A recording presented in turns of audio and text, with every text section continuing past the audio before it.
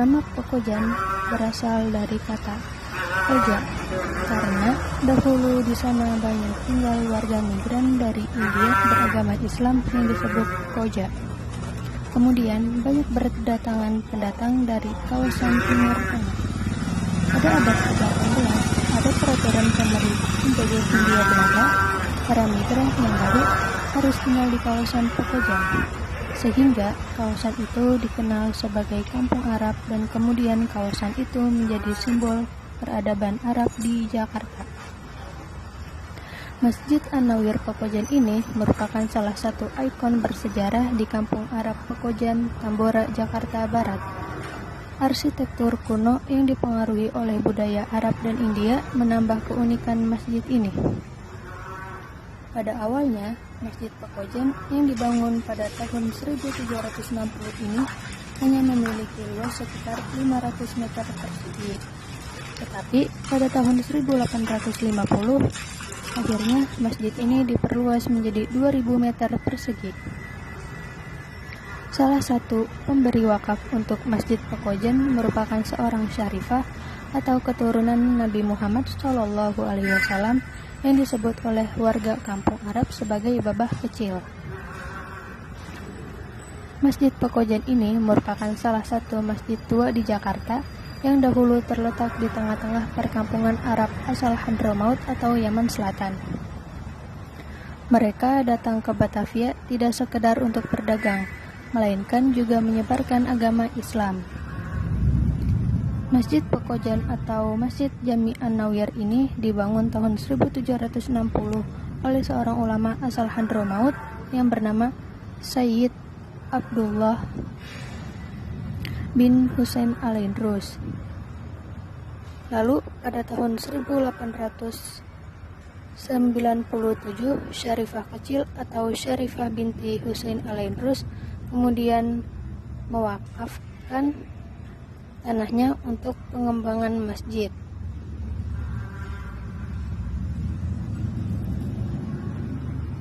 Beberapa tulisan menyebutkan nama Komandan Dahlan sebagai pendiri masjid. Tetapi jabatan komandan baru digunakan di Batavia sekitar tahun 1828. Dan ada kemungkinan ia yang memperluas areal masjid tersebut pada tahun 1850.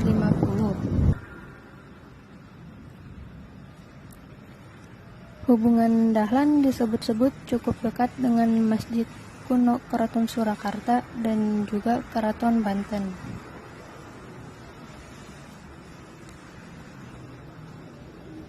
Masjid tua itu dibangun lebih dari 250 tahun yang lalu dan untuk pemeliharaan banyak mengalami pemugaran, sehingga bentuk sekarang terjadi perpaduan corak Arab berpadu dengan gaya Barat, Tiongkok, Jawa, dan juga yang lain-lainnya. Di antaranya terdapat kolom-kolom neoklasik Toskan dari barat, hiasan ornamen pintu masuk bergaya Cina, denah dasar masjid itu bergaya Jawa, dan ornamen pada ujung wuwungan dengan tugu bergaya orang Timur. Selanjutnya kita akan membahas tentang filosofis bangunan dari Masjid An-Nawir Pekojan Jakarta ini. Pintu masuk menuju ruang utama di sisi selatan sebenarnya ada 4 buah, tetapi karena telah mengalami banyak renovasi, maka hanya ada 3 buah saja, yang berbentuk 4 persegi panjang berukuran 3,5 dikali 2,3 meter. Pintu berbahan kayu dengan 2 daun pintu, bagian atasnya diberi lubang angin dari bilah-bilah papan yang disusun secara vertikal.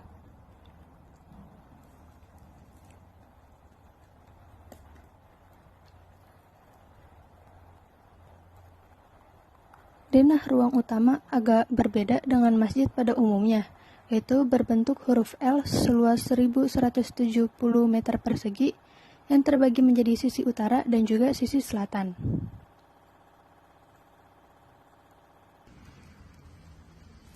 Pintu Masjid Pekojan ini memiliki filosofis, yaitu melambangkan 4 sahabat utama Rasulullah Shallallahu Alaihi Wasallam. Yang pertama ada Abu Bakar As-Siddiq, yang kedua Umar bin Khattab, yang ketiga Utsman bin Affan, dan yang keempat Ali bin Abi Thalib. Selain itu, pintu sebelah timur yang berjumlah 5 buah juga memiliki filosofisnya sendiri, yaitu melambangkan rukun Islam. Masjid ini mempunyai jendela dan juga berjumlah 6 melambangkan selain pintu rukun Islam. Selanjutnya, di dalam Masjid Pekojan ini memiliki pilar yang berjumlah 33 dan melambangkan bacaan zikir, yaitu tasbih, takbir, dan juga tahmid yang dilafalkan sebanyak 33 kali selepas sholat.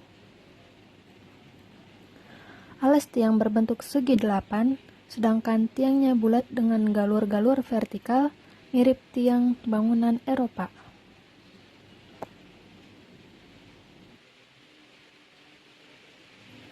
Lalu pada sisi timur menjulang tinggi sebuah menara masjid bulat tampak mirip mercusuar, mencapai angka keramat setinggi 17 meter.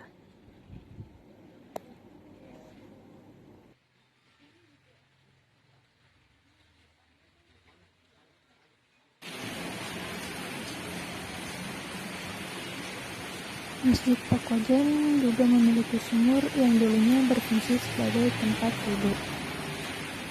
Salah satu tempat wudhu yang dibangun di sebelah utara juga masih menggunakan air yang bersumber dari sumur.